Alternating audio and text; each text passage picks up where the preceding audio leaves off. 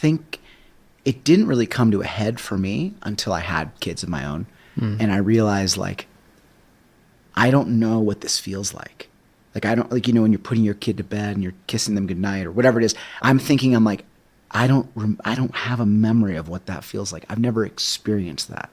When, you know, and stepdads are probably to me, God's greatest gift to mankind, you know, or step parents, mom, dads, whatever, because of the selflessness that they bring in, the good ones, right?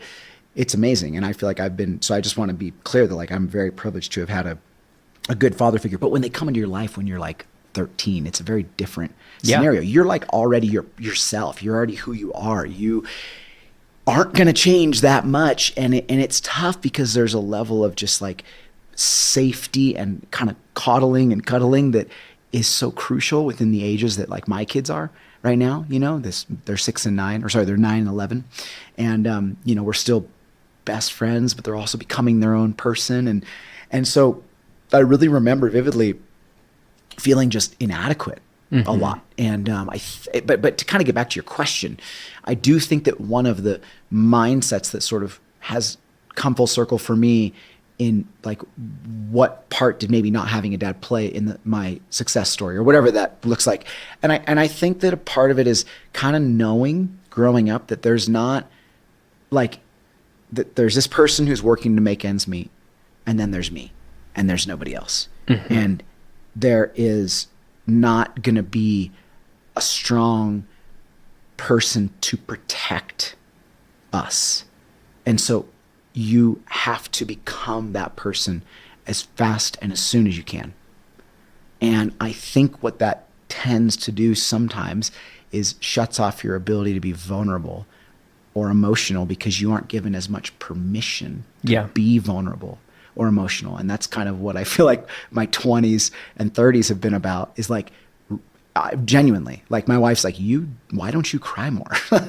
And she's like, why do you always cry when you watch a movie? And I'm like, I don't know. Like, it's hard for me to access certain things. And I feel like maybe it could be dangerous. Oh, totally. You're allowing yourself to be susceptible to whatever it is. The world's a scary place, and there isn't, you know, there isn't enough time necessarily in the heat of a very challenging family dynamic with money concerns to, like, kind of be woe is me, or to put the attention on yourself. That's the thing. There was no time to feel sorry for myself ever. I never played that card. And even now, like, whenever I give a talk or presentation or do a podcast, I always feel so silly, like, even talking about, like, how hard my upbringing was, you know, or whatever. I mean, it's like, cause that's just not a thread of, like, that I'm used to kind of pulling on, you know. I've sort of pushed all that to the side. I'm like, we're going to make it work, whatever we got to do. And so it's a weird dynamic to think about a stepdad coming into your life and then what that provides you. Because it kind of allowed me to, like, take a step back and all of a sudden have permission to find myself, I guess you could say. And not just be my mom's son who is there to make sure this family works, and to be, you know, the best son that I can, and to protect her. And, you know, and these things are so silly, because what can I really do, you know, and 9, 10 years old to protect you brought your mom to the church and she met her stuff. I mean, you're already it is kind of participating in it is kind of crazy to making it work. Yeah, totally. You know, this is a party drug. And he's like, dude, trust me. He's like, this ain't a party drug. He's like, you're not going to be doing this night after night. He's like, this is going to open you up in ways that you will not believe. And it was recommended. And I sat with a therapist and I did it. And I kind of toiled with that emotionally, felt like I had to pray about it. And, you know, never asked permission, but it was just something that I did. And every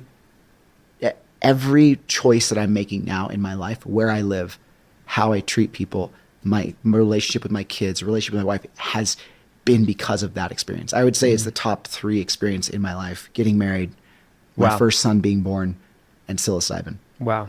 Not my second son being born, because I've already seen one kid be born, so nothing new. But I would genuinely say, like, the reason I live in Iceland with my kids, the reason I uprooted myself so I could be closer to my family. And what's crazy is that, you know, on paper, maybe, you know, me 10 years ago was a more saintly dude, and somebody who was, you know, do you think that was helping you at that time to be sort of even more productive, more efficient, more dialed. Totally. 100%. But I think the problem disciplined. is like the weight that I was carrying Was too much. was so different. And I think that's the crazy thing, is that on paper, 10 years ago, 5 years ago, it was a different version of me. Now I feel so much closer to my kids.